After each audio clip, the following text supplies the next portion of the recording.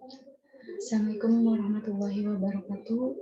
Perkenalkan, nama saya Lisa Permatasari dari Universitas Pamulang, Fakultas Ekonomi dan Bisnis, Kaprodi Manajemen S1. Pada malam hari ini saya ingin mempresentasikan manajemen operasi tentang desain produk dan jasa atau pengembangan produk.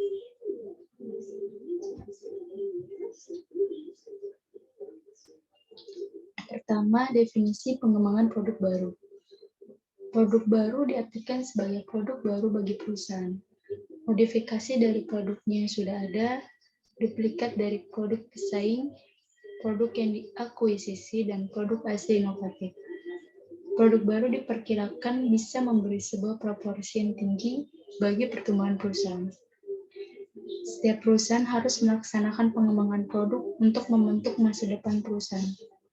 Perubahan-perubahan seperti ciri khusus produk, meningkatkan mutu produk, menambah tipe produk, dan mengubah ukuran produk untuk memenuhi kebutuhan dan keinginan pelanggan. Selanjutnya, ada faktor dalam perencanaan produk baru. Yang pertama, pengetahuan tentang kebutuhan dan keinginan konsumen lengkap. Yang kedua, sumber daya yang mendukung terhadap pengembangan produk baru. Yang ketiga, perkiraan penyimpangan produk baru dalam memenuhi pasar sasaran. Yang keempat, perkiraan biaya yang dibutuhkan dalam pengembangan produksi produk baru. Yang kelima, antisipasi terhadap reaksi para pesaing. Yang keenam, kapan waktu yang paling tepat untuk meluncurkan produk baru. Yang ketujuh, jasa terkait sebagai pendukung produk baru. Selanjutnya, jenis-jenis produk baru. Yang pertama, inovasi transformasional, yaitu produk yang secara radikal baru dan penciptaan nilai yang substansial. Yang kedua, inovasi substansial, yaitu produk yang secara signifikan baru dan menciptakan nilai penting untuk customer.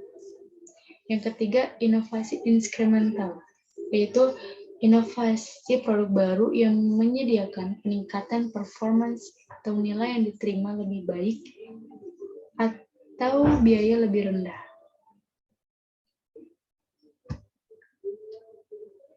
Selanjutnya, ada menurut Bose, Allen, dan Hamilton, terdapat 6 golongan di dalam pengembangan produk. Yang pertama, produk baru bagi dunia, yaitu produk yang diciptakan pasar yang baru sama sekali. Yang kedua, lini pengembangan produk baru, yaitu lini produk yang benar-benar baru pertama kali dipasarkan oleh perusahaan. Yang ketiga, tambahan lini produk yang sudah ada, yaitu perusahaan menambah lini produk yang sudah ada. Yang keempat, merevisi pasar yang sudah ada, yaitu penyempurnaan produk yang sudah ada sehingga memberikan nilai yang lebih tinggi atau mengganti dengan produk yang lebih baru. Yang kelima, penempatan kembali, yaitu memposisikan kembali para segmentasi produk yang sudah baru atau yang sudah ada. Yang keenam, penekatan biaya, yaitu produk dengan penampilan yang sama tetapi melalui biaya yang lebih rendah. Selanjutnya ada hambatan pengembangan produk baru. Yang pertama, kekurangan gagasan mengenai produk. Yang kedua, mahalnya proses pengembangan produk baru. Yang ketiga, kekurangan modal. Yang keempat, siklus hidup produk yang lebih singkat. Yang kelima, produk tidak direncanakan dengan baik. Selanjutnya ada strategi pengembangan produk baru. Strateginya terbagi menjadi dua, yaitu strategi reaktif dan strategi proaktif. Strategi reaktif ini ada beberapa strategi. Yang pertama, strategi defensif, yaitu menyesuaikan produk yang ada sehingga produk itu bisa bersaing.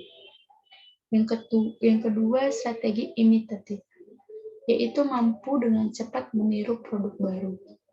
Yang ketiga, strategi yang kedua tapi lebih baik. Mampu memperbaiki produk baru bersaing. Yang keempat, strategi responsif, yaitu bereaksi terhadap permintaan konsumen untuk produk baru atau produk yang sudah diperbaiki. Selanjutnya, strategi proaktif. Terbagi menjadi 3, yaitu strategi lead bank, yaitu berupaya mengembangkan produk-produk teknis yang unggul. Yang kedua, strategi pemasaran, yaitu didasarkan pada menemukan kebutuhan konsumen dan kemudian mengembangkan produk untuk memenuhinya. Yang ketiga, strategi akuisisi, di mana perusahaan membeli produk baru untuk dipasarkan. Selanjutnya, menurut Stanton, pentingnya pengembangan produk baru, yaitu hubungan dengan daur hidup produk. Artinya ada 2 hal yang berkaitan dengan konsep daur hidup. Pertama, setiap produk yang ada dalam perusahaan akhirnya tidak terpakai lagi. Kedua, keuntungan pada umumnya akan menurun karena usia produk semakin menua. Jika produk tidak diubah atau diganti, akhirnya perusahaan akan mengalami kebangkrutan. Selanjutnya, produk menunjukkan laba, yaitu pengembangan produk sangat penting untuk mempertahankan laba yang telah direncanakan. Yang ketiga, pengembangan produk sangat penting bagi perusahaan, yaitu karena produk yang berorientasi pada pengembangan produk baru diharapkan dapat tumbuh dan berkembang. Selanjutnya ada tahap-tahap dalam pengembangan produk baru. Yang tahap pertama yaitu analisis kebutuhan pelanggan. Artinya kebutuhan konsumen merupakan titik pendahuluan untuk pengembangan produk baik untuk pasar domestik ataupun global. Yang kedua, pemunculan gagasan atau ide, yaitu pengembangan produk baru berawal dari penciptaan ide. Yang ketiga, penyaringan ide dan evaluasi, yaitu untuk menyaring ide-ide yang buruk agar nantinya ide yang dikembangkan bisa realistis dan memungkinkan bisa diwujudkan secara nyata. Yang keempat, analisis bisnis. Dalam hal ini, perusahaan memperkirakan biaya dan laba serta mengevaluasi manfaat suatu produk baru dengan analisis break-even. Yang kelima, pengembangan strategi pemasaran, yaitu untuk penyempurnaan rencana lebih lanjut pada tahap-tahap berikutnya. Yang keenam, pengembangan produk.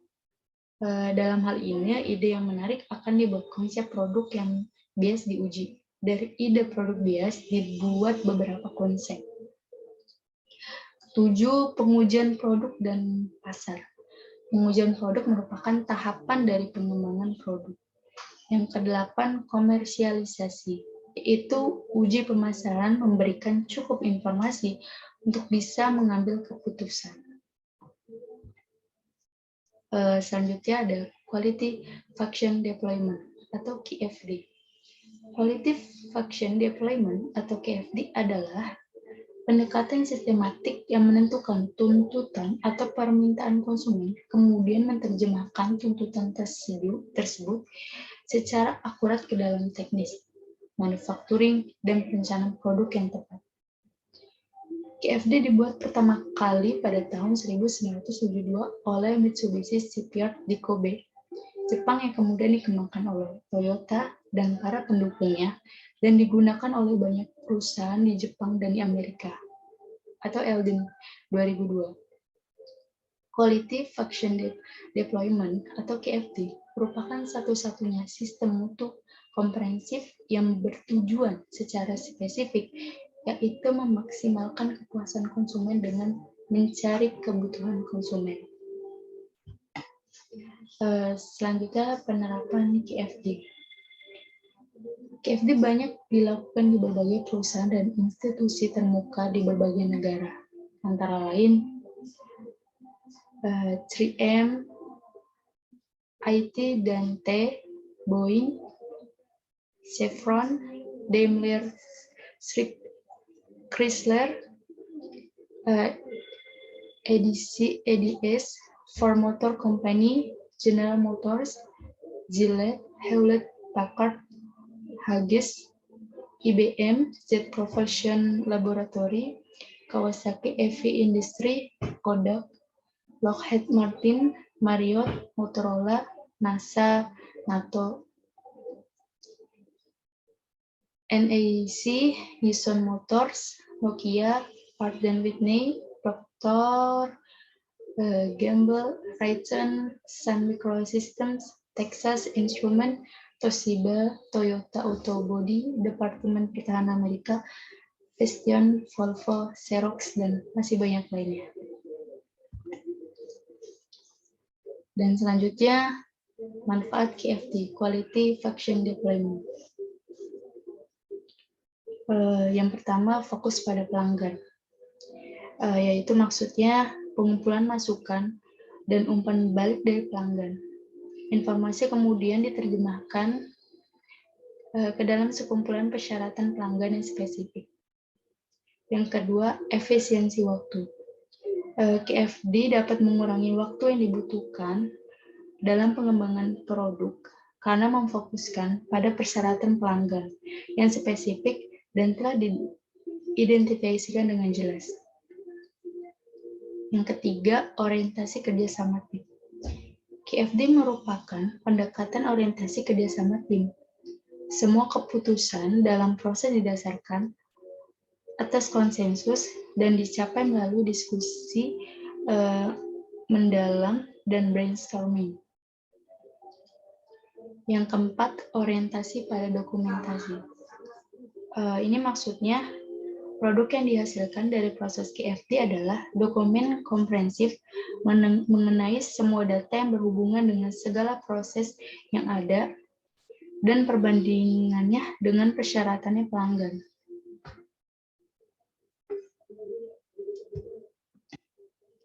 Selanjutnya, kelemahan QFD atau Quality Function Deployment. Yang pertama, memerlukan keahlian spesifik beragam, yaitu input pada QFD memerlukan analisis pasar. Yang kedua, kesulitan dalam pengisian matriks. Yang ketiga, hanya merupakan alat, tidak ada kejelasan kerangka pemecahan masalah. QFD merupakan metode yang beroperasi berdasarkan input, mengelolanya dan mengeluarkan output tertentu. Yang keempat, bersifat proyek tanpa kelanjutan, yaitu tidak ada pembakuan institusi atau job description yang tepat untuk orang-orang yang terlibat di dalamnya. HOQ atau House of Quality. House of Quality atau HOQ merupakan rumah pertama dan merupakan bagian dari pengembangan QFD. Matrix House of Quality atau HOQ adalah bentuk yang paling dikenal dari representasi QFD. Matrix ini terdiri dari dua bagian utama, yaitu bagian horizontal. Pada matrix ini berisi tentang informasi yang berhubungan dengan konsumen dan ini disebut dengan customer table.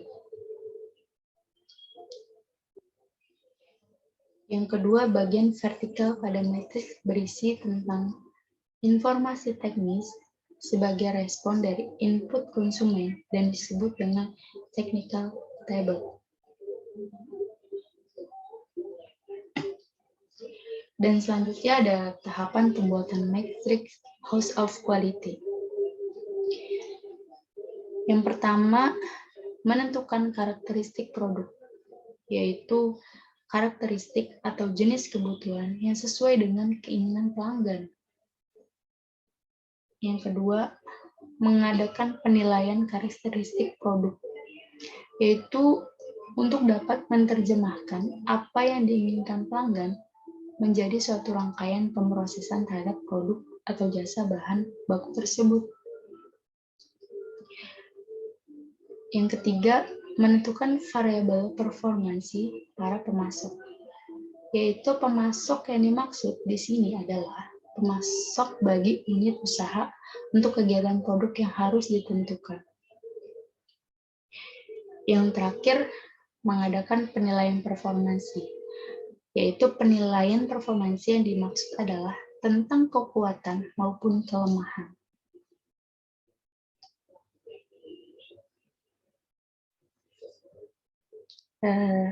Sekian dari presentasi saya.